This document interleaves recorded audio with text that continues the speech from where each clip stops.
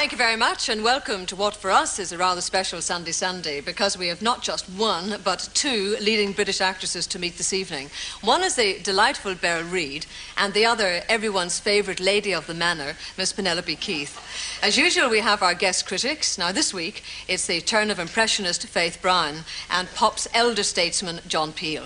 And by the way, look out for a glimpse here of the Beatles in their prime. But my first guest is also from the world of music. Now, once he was known as the king of skiffle, but he's more than that, because his astonishing list of hits over the years has won him a very special place in the history of pop music.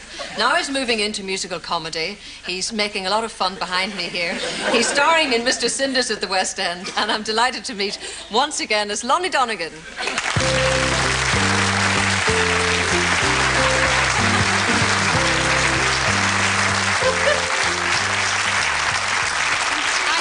Up to your trick behind my back there. You can't resist it. I was warming myself up. Oh, is that what it's doing? Yeah. Listen, how about you then, going into the West End, a scripted role after all these years? Just a little thing I threw together. That's a new discipline for you, though, isn't it? What, wearing a T-shirt?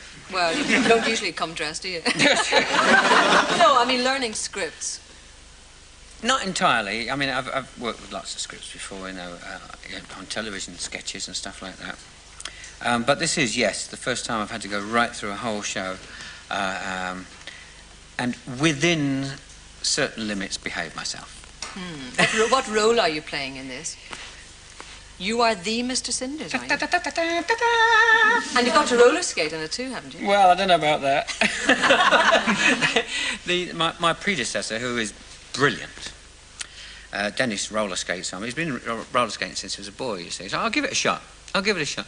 See how many nights I go by without, you know, the arm in the sleeve. You never know. I might learn to roller skate and be good. You never know. Anyway, everybody, despite what you think, everybody still remembers skiffle, loves all those days, all those early hits of Rock Island Line. But wasn't it more or less an accident through the Chris Barber band that the whole thing came to light? Total accident. Oh, yes. Well, we never intended to do anything except play jazz. And the only ambition I ever had was to be the best jazz banjo player in Europe, which I think modestly I achieved. Outside of that, everything else has been an accident. We made our first album as a band. They took tracks off it, issued them as singles, which became an astonishing success. Everybody was totally surprised, including the record company. And eventually, when they'd issued all the tracks, the only one left was one with me singing Rock Island Line. They put that out. That was a big hit. And we thought it was a mistake, because we got a hold of a copy of a trade magazine called the Record Mirror, which was out at that time, and it had a thing on it called the Hit Parade. And somebody said, "Here, look at this, you'll laugh your head off. Here, look, Rock Island Line." I said, "What?" I thought, "What?" I said, "Somebody's made a mistake there, haven't they?" And we thought it was a joke or a mistake or something like that. Nobody came to us and said, "Oh, we've sold 500,000 records." I said, nobody ever phoned me. From that day to this, nobody in that record company ever called me, wrote to me, or issued any of the other tracks which I'd recorded at the same time. And I got paid £3.10. Where did that word skiffle come from, though? Was it a word that you sort of invented? Well, no, I didn't invent it, actually. There was a group in America in the 30s called the Dan Burley Skiffle Group. And it was just a novelty band. And they would play pop songs and blues with suitcases and brushes and kazoos and things like that. So when we were asked to find a title, or we were asked actually, what's the name of this thing that goes on in the interval in the concerts, you see?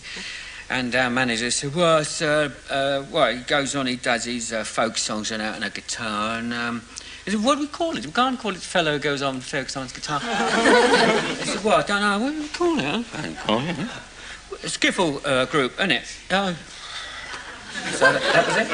But of course, all that's planning and all. But all that planning did give you great success in America and in Britain. Now, having had a fairly poor upbringing, did you adapt to all this money and success quite easily? Well, first of all, let me correct one impression. In those days, the money was nothing like it is. No relationship to what it is today. For instance, as the top, probably one of the biggest attractions in the country at that time. I think I was getting something like £300 a week. Well, see, I wouldn't open my guitar case for that now, you know. But, so you see, it's totally different. I mean, now when the big stars go out on their big concert tours, they'll earn, anything from 20,000 to £500,000 a night. You know, the Stones and people like that. Oh, yes, enormous money.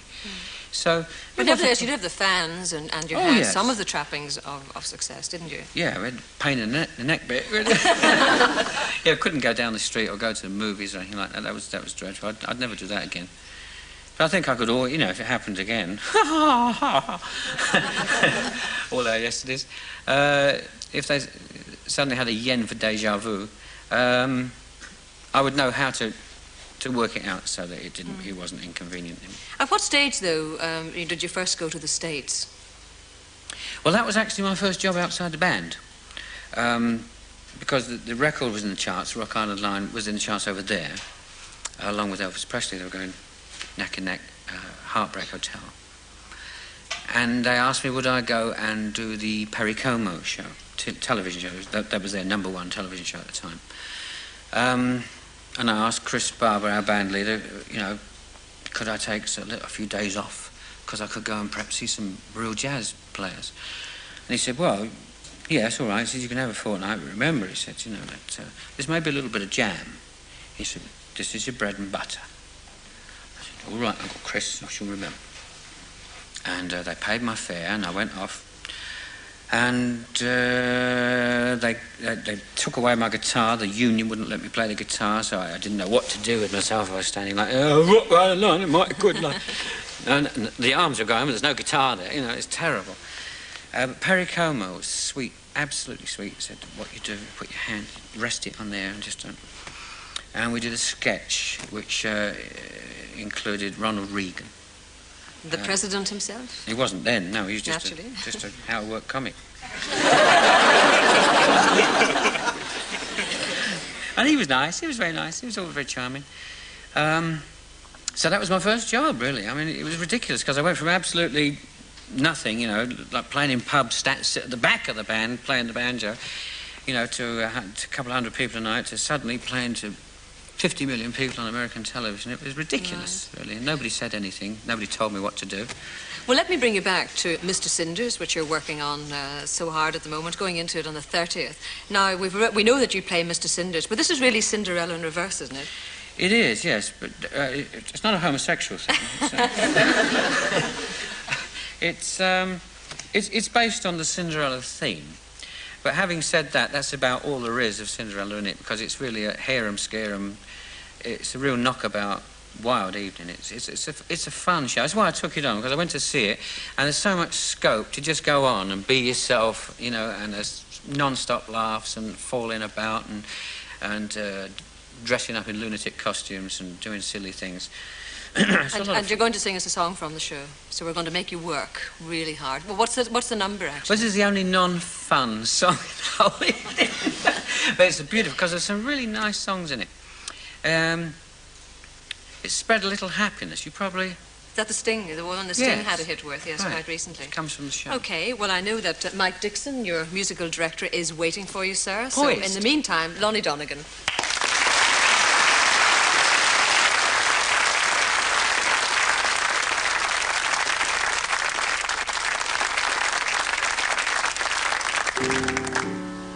I've got a creed for every need, so easy that it must succeed. I'll set it down for you to read, so please take heed. Keep out the gloom, let in the sun. That's my advice to everyone. It's only once we pass this way, so day by day, even when the darkest clouds are in the sky, you mustn't sigh and you mustn't cry. Just spread a little happiness as you go by. Please try. What's the use of worrying and feeling blue? keep on smiling through, spread a little happiness till dreams come true. Surely you'll be wise to make the best of every blues day. Don't you realize you'll find next Monday or next Tuesday your golden shoes day? Even when the darkest clouds are in the sky, you mustn't sigh and you mustn't cry. Just spread a little happiness as you go by.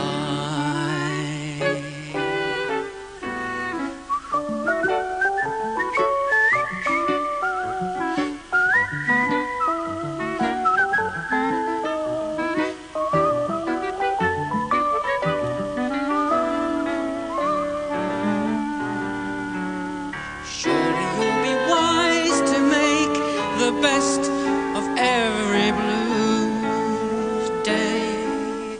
Don't you realize you'll find next Monday or next Tuesday your golden shoes day?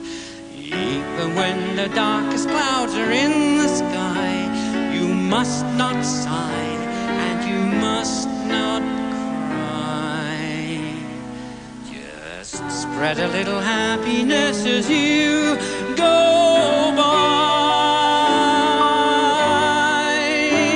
Spread a little happiness as you go by.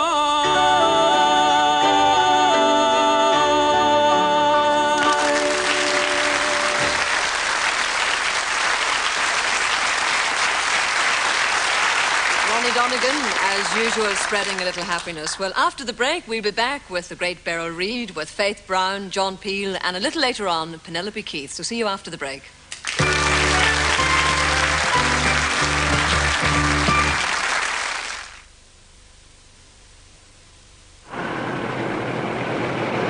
My next guest, quite frankly, I just don't know where to begin, because it's impossible to list the multitude of roles that she's taken in films, on the stage and on television. Easier perhaps to say what she hasn't done. Well, at this moment she's starring in School for Scandal in London's West End, which gives us the opportunity to say welcome to Beryl Reid.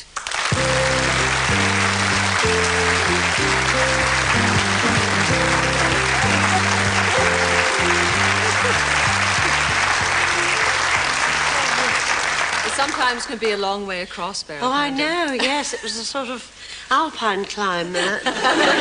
Well, here you are in School for Scandal as the outrageous gossip. Now, I imagine that would be a bit of fun, actually, to play on stage. Oh, it is. But it requires tremendous energy. Because the way Sheridan wrote the play, it's like doing 3 turns, really, during the evening. And you come on because you're not part of the plot. You have to come on and keep talking about other people. But somehow it all fits in. But traditionally there seems to be an awful lot of action in these 18th century romps. Well, there had to be. Because when they were done, like in the 1700s, you see, the stalls had no seats. The people had nowhere to sit. They sat on the floor. And there were boxes, and they were all having love affairs, or whatever you might call it, in the boxes. Making the best of it. People in the stalls saying, "Buy my lovely white oysters," and "Buy my beautiful white pies." White wasn't a colour to them. White meant before it had got all the dirt on them. And so you had to really do a bit of this, you know, and make a bit of a sensation in Restoration comedy, because that's what Restoration comedy is about. And they were quite bawdy. But you see, you had to really get the notice of the audience, and that was the difficult thing. Right. And that is why it's played in what would appear to some people in a very broad way. Nevertheless, for your one-woman show, for example, you've built up this wonderful collection of characters. Now, when you're, starting from scratch, what are the characteristics that you look for? Oh, shoes. Shoes? Yes. If I get the feet right, I'm okay. I'm looking all of a sudden at my shoes. Oh, your feet always look marvellous on the television, I'll tell you that. Absolutely wonderful. Lovely coloured stockings, I thought. And I thought, well, she's just ready to play Kath in Entertaining Mr. Sloane. Oh, I see. And walk through the cemetery in that see-through dress. Yeah. So why do you say shoes give you the clue to the person? Well, it's quite extraordinary, but I don't know if you've ever put anybody else's shoes on and you've thought, oh, I know just how they feel. Because if you get the motivation of it... Motivation is a word I dread. Because it's like as if you're an actor, you know, and I'm not. I'm a busker. But if you actually get the movement of your body right, everything else happens almost automatically. You find the voice, you find the... It's like Mrs. Candour. You see, I had one sentence in that play that gave me the whole clue to what I was doing, and that was, dear heart, how provoking. We will have the whole affair in the newspapers before I have had a chance to drop the story at a dozen houses. Now, the houses were very far apart, and they were cobblestones, so she's going to be a very bad walker, isn't she? And as she's always in a hurry, she's leaning forward. And Bernard Miles said to me, why are all the secrets in the floorboards? But it's because she chases all the coaches, because she wants to know exactly what the people have said when they were in the coach, because she's commoner than the people who have adopted her in their society, and she has to be best at the gossip. So she has to chase the coachman, get the stories off the coachman, so she's always at the double, and very bad on her feet. I must look at shoes more carefully from now on. Do you find, as you're travelling around, that you're always looking for new voices and new little characteristics to build in? It's funny, I don't ever look, you see, Gloria. I seem to be sort of blotting paper for what people say. I mean, like in 1950, I was at the Wellington Pier in Great Yarmouth in Norfolk, and there were two very dreary ladies walking all around apart from me. And, they were really deadpan. Obviously, the husbands were in the pub, you see, and that wouldn't let them in. And one said, we only live 2 and a penny, you know, from Blackburn. We don't go in much, but, you know, we're not much for life. And I mean, that's something I've remembered since 1950. And I've never used it anywhere, but sometime I will have to say that. So it's all in what's supposed to be my head. We all have very fond memories, though, of early radio characters like Monica and Marlene, because you managed to keep those ticking over, haven't you, over the years? Yes, so have I, because they stood me in very, very good stead. And Peterborough had this great gift of finding people actually on the crest of the wave and just giving them the push that you needed to be a success, and which he did for me. And I think I was perhaps about the last radio person to become fairly well known from the radio before television was all the world. And I did Monica first. Who did you base her on? Well, she was actually... I was married at the time to Bill Worsley, and I had a fairly dreadful stepdaughter. And I said, how's... a friend of hers, I can't think of her name, say Katie at school, or whoever it was, and said, oh, she's all right.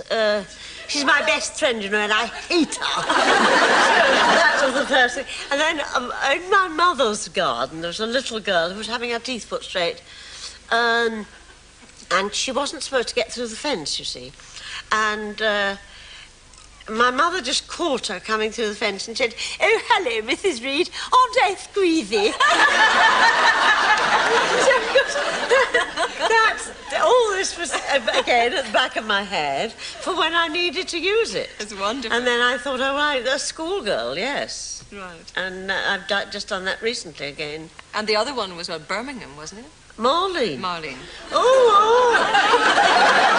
Well, but she's really with it. She really, kid, she was away. And she said, my friend Deirdre, she's a bit common. She's not like me. I mean, we were out in the rain, all the massacre was running down. I mean, she was wonderful for her. She was absolutely with it, girl, and I dressed however they dressed. But having been associated so much with comedy over those years, how did you suddenly break into serious acting? I mean, vis-a-vis the killing of Sister George. Well, it was rather strange because I did a review in London kind of every 2 years, and all the people in the press said, this comedy actress.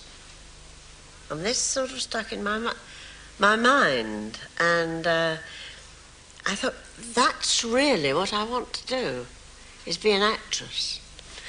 And so I said to Binky Beaumont, who I was working for then, who, practically ran the London Theatre at that time, I think I want to act, He said, oh, darling, that's marvellous, darling.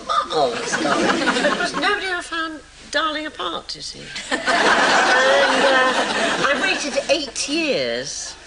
And then Michael Codron sent me to see Entertaining Mr. Sloane. And he said, I want to know what you think of it. That was in 1962. It's about the only date I ever remember, because I'm terrible at dates. I had to ring my brother up to find out how old I was.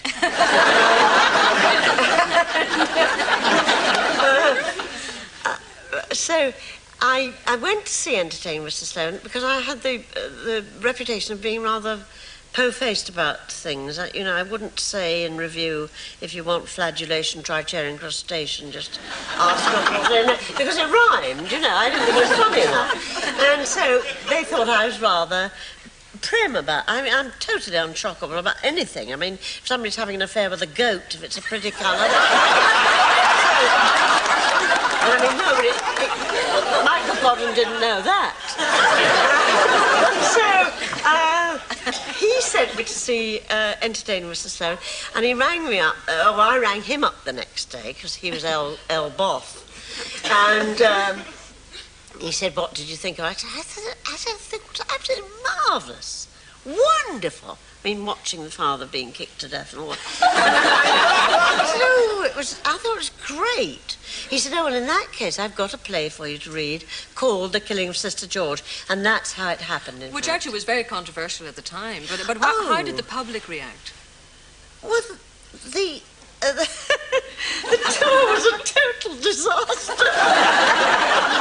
I mean, there were barely service in the shops. I mean, we emptied every theatre. And when we got to Hull, almost next to the theatre, was a shop where they sold second-hand false teeth, and I just stayed looking in the window to see, how do you choose the one? Do you go in and try them on? Or, this sort of kept me out of the theatre for a minute. And then, we died the death of a dog at Hull. And apart from the theatre being totally empty, and it was a very big theatre. And then when we got to London, we did 2 previews. One was which for nurses, and I don't think they got caught under it at all. And the second preview was for policemen, and they were not on to it either. And so I thought, oh, well, it'll run one night. And, of course, on the opening night in London, I couldn't understand why we were getting laughs. And I thought Eileen Atkins had taken her knickers off or something. She was doing just the same that she'd done all the time. And I thought, well, why is it funny suddenly? Well, Beryl, it's lovely. Thank you very much indeed. Beryl Reid. Thank you.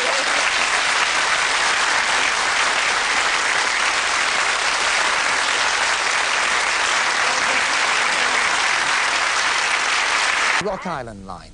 for which he was paid the princely sum of £3.10. Other hits had such memorable titles as My Old Man's a Dustman, Does Your Chewing Gum Lose Its Flavour on the Bedpost Overnight, and they were all sung with that very distinctive anonoidal twang. Said my uncle died and left an oil well to me. Hey, hey, everybody drink on me. I've been thinking all my life and I nearly dug to hell, but my uncle dug potatoes and he struck an oil well. Hey, hey, everybody drink on me. Let me hear. Have a drink on me. Everybody have a drink on me. Hey, hey, everybody drink on me. Oh yeah, have a drink on me. Everybody have a drink on me. I still sing that, would you believe, in the pubs of the Pennines. However, with the arrival of the Beatles, Lonnie was rudely shunted out of the limelight. But 22 years on, Lonnie Donegan is treading the boards again, taking on the somewhat physically taxing title role in the musical MrCinders. Now, we wondered how Lonnie was facing up to this new challenge, and Kay Avila talked to him minutes before his final dress rehearsal. Now, let me tell you, a really smart man pays as much attention to fashion as any Vogue model. Most quickly change, fashion's a cult. Spats have gone out since the 31st bolt. On the 5th inst, I bought some socks. They'll be old-fashioned before the first Brox. Why should you worry one jot? Oh, Granny, what big boots you've got. At the ball, we'll make all the others look small. My looks will excel, therefore I'll be the belle. They will never mistake you for rival nor belle. At the ball, when we are announced in the hall, They'll say, please remember the 5th of November. oh, who'll be the bells of the ball? Oh, we'll be the bells of the ball. I'm just 17. I've never been to any state ball. At the ball, oh, we'll be the bells of the ball. I bought some shirts. Lonnie Donegan, the king of skiffle, playing the male version of Cinderella. What's a nice boy like me doing in a place like this? Right, what is he doing in a place like this? Well, hey, I had a look at Boy George and I thought, what the hell? Well, it isn't really Cinderella. I know it's called MrCinders, but in my opinion, although I'm at odds with the production team here, I think it holds more of the Buttons part than Cinderella in the essence of its performance, certainly the way I do it. It's a very, very tough part. Oh, I mean, your it first is. entrance is on roller skates. Now, we've had to cut that out because I kept bruising myself. They cut it out. Yeah, cut that out. But you've got a tap dance. I do everything, really. It's probably the most physically exhausting show I have ever done, I think. And that includes, they once wrote a pantomime for me, Aladdin, up in Glasgow, and they wrote the entire thing with West Side Story in mind, right? So our all the dance routines and everything all set like West Side Story, you know, with the kicks and all that. And that was a toughie. And I had to climb down from the flyers on a rope, hand over hand and all that. That was a really tough show. But this is harder. I'm never off the stage. I have 14 entrances. At one point, I'm on the stage for half an hour, one go. Running, jumping, leaping, doing, you know, just everything. I mean, the singing of it. I tell you one thing that's come out good. It's toning me up. I mean, the hard way, right? But I'm starting to get back into shape. You know, when you do one thing over and over again, like the guitar and the banjo or something, even though it's a terribly hard plod, you know, you're on the road every day and so on and so forth, you're only using certain muscles, principally throat and diaphragm. The rest of the time you're sitting, mostly in a car, you know, something like that. So you get terribly blah. And this hit me like a blow in the face when I started rehearsing. You know. Because you've had heart attacks. You've had what? You had 3 heart attacks in 1976? So far, yeah. How's your heart coping? Well, I'm here. Can't be too bad, can it? I know a lot of people couldn't do that. So I guess the old ticker must be functioning pretty good. Because you're taking over from Dennis Lawson. He's had fantastic reviews. It's going to be a very hard act to follow. Well, you can't, you see, because Dennis did, with this job, he did the best that it's possible to do. He did it for a year and a half, he perfected it.